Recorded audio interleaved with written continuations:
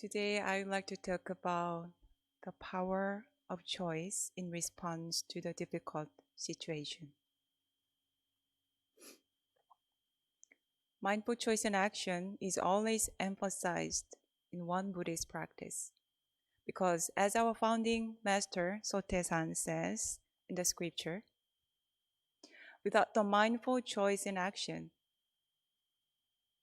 however sincerely you have been practicing meditation and reading a lot of scripture, those efforts will be in vain, like a tree that has a good trunk, branches, flower, and leaves, but that bears no fruit.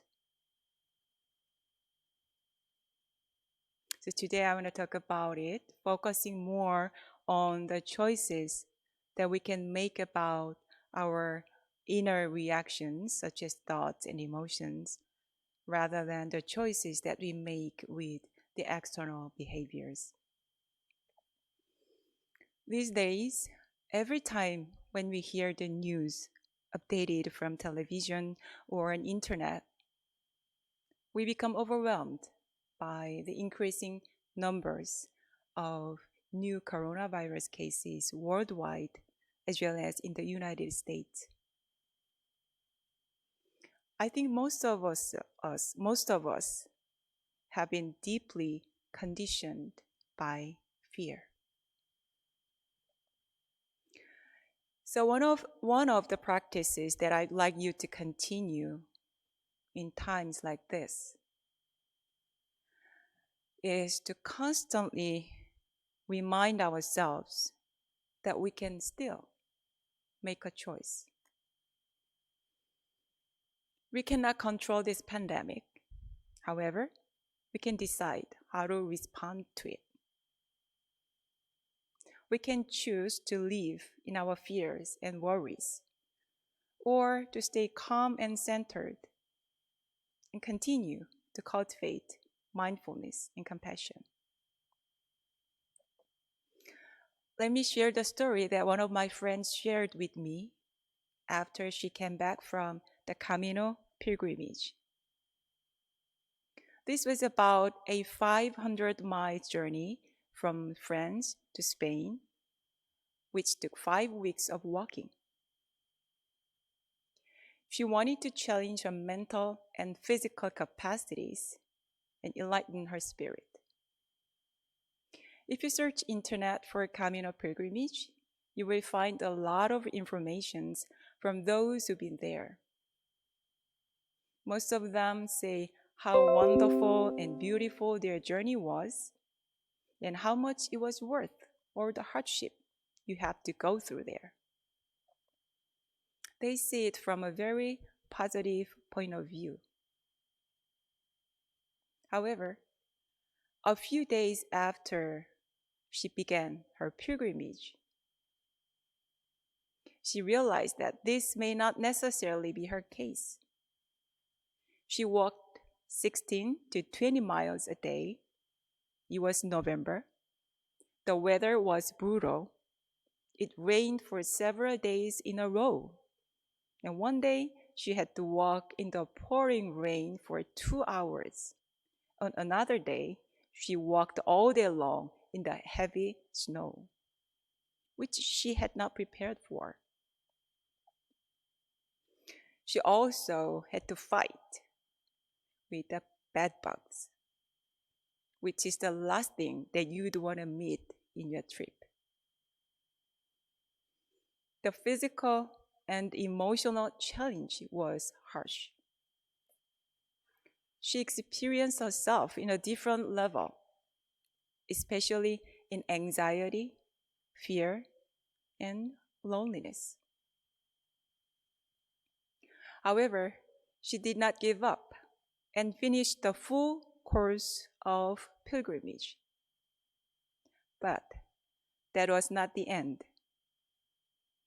Her flight back home from Madrid to Paris and Paris to her city was one long continuation of hardships. Because the schedule of her first flight was mismanaged, she missed the flight from France to the United States.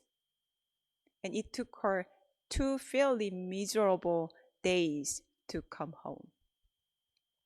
She had to wait 8 hours at the Madrid airport and ended up spending a lot of extra money for the next flight tickets, hotel, and taxi in Paris. All this happened when she was extremely tired after the pilgrimage. I'm not going into more detail. She said, "You never know how it feels before you actually experience it." Overall, her Camino trip did not sound like that much of an enlightening experience. It was after she came back home that she realized some unexpected change within her. She found that she was enjoying each and every daily routine, not to mention each and every meal. It was not just a temporary feeling out of the relief of being at home. She felt some kind of deep satisfaction even when she was doing some chores in the kitchen and the other daily work at home and at work. I asked her how it was possible. And she said, "Well, I think I've learned that it was me who can decide how to respond in any situation." In so many difficult situations in her pilgrimage, she tried to choose to be calm rather than being reflexive and frustrated. And she found that it worked. Let me give you one example. She was going to get upset when she knew that the taxi driver at the airport was ripping her off. But right at that moment, she paused. Instead of feeling terrible and making it the worst day of the trip, she chose to be calm. Some of you may choose to argue with the taxi driver. I'm not talking about what is right or wrong. I'm talking about the conscious choice. So she chose not to make it a big deal. And then she said this was the part that took some decision. And then she gently asked him how his day was. The taxi driver said it was a tough day for him without many guests. And they had a friendly conversation until they arrived at the hotel. She found that there was no disturbances remaining in her mind, even though she had a series of bad things that happened that day. This is just one example of many that she chose how to respond in a challenging moment. When she found that she had lost her dear journaling book that she carried all the time, instead of getting disappointed, she consciously chose to accept it and not to be bothered by it. And when she found that she had to wait 8 hours in the Madrid airport, instead of allowing herself to be anxiously worrying about her next flight, she paused and asked herself what she really wanted to do. And an inner voice told her not to be dragged about by old habits of spending time aimlessly worrying about what she cannot control. And she listened. She sensed she was the one who could make a choice about what to do and how to spend the 8 hours at the airport. So she decided to spend the time writing postcards to her friends and reflective journal, etc. And the first sentence of the journal was, life is fun. We know how frustrating it can be to have our flight delayed for hours, especially when you have to transit to the other flight in the next country. It was not fun. It's not fun. However, she did not allow all this difficult situation to knock her down, and instead she chose to stay centered and decided to define all the challenges as fun. It was pretty impressive to listen to it. I don't think that she happened to become like that in a day. Maybe while she had to endure many extreme challenges and unexpected accidents during the journey, she had learned that she had the inner power to transform those experiences by changing her inner response, even though she may not have realized it at that moment. And this continued after she came back from the trip. She found that if she decided to be happy, then she could be. Many spiritual teachers have taught us that it's not the outer circumstances, but our inner choice that decides our happiness. She kind of learned it through her own experience. When someone close to you shares this with you, it feels more authentic and real.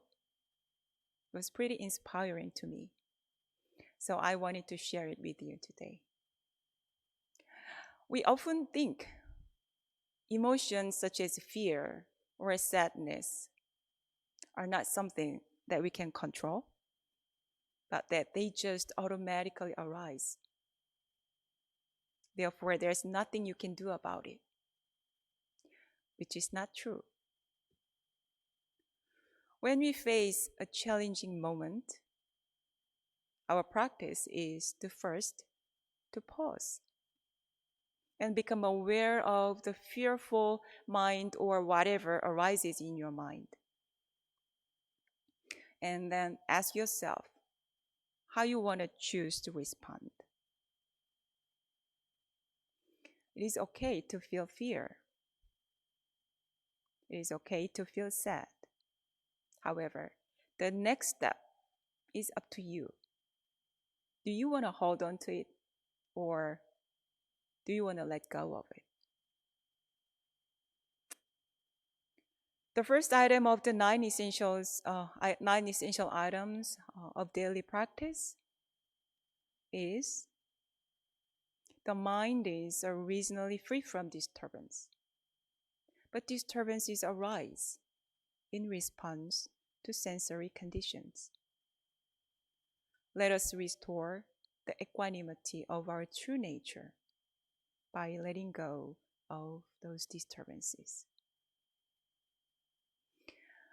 I used to wonder why the founding master did not explain how to let go of disturbing mind, which seemed the most important part to me.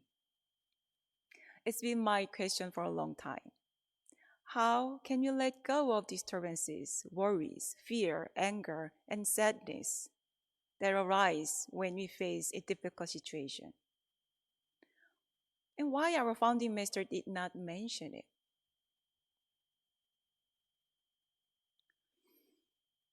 Now I understand that he's saying that our practice is simply to let go of the disturbances. In other words, every time you find you become disturbed or you are likely to disturbed, then choose not to hold on to it and let it go. Some of you might say that you tried so hard to let go of some difficult emotions such as resentment and anger, but it did not work. If you understand that your mind is originally free from any disturbance. Therefore, all those emotions are temporary and changing all the time, such as weed without roots or waves on the ocean. It will become more easier to choose to let it go. Everyone has been facing the same situation of the pandemic, but their reactions are different. There are some people who choose to hold on to the fear and hoard toilet papers at home, or even attack somebody on the street just because he or she is an Asian. There are others, like so many doctors and nurses, who take care of the sick people at the risk of their own life. We all have fear. We just respond differently.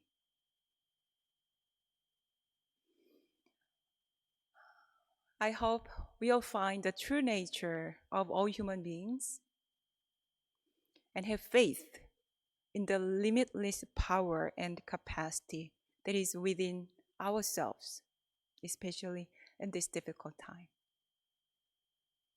Thank you.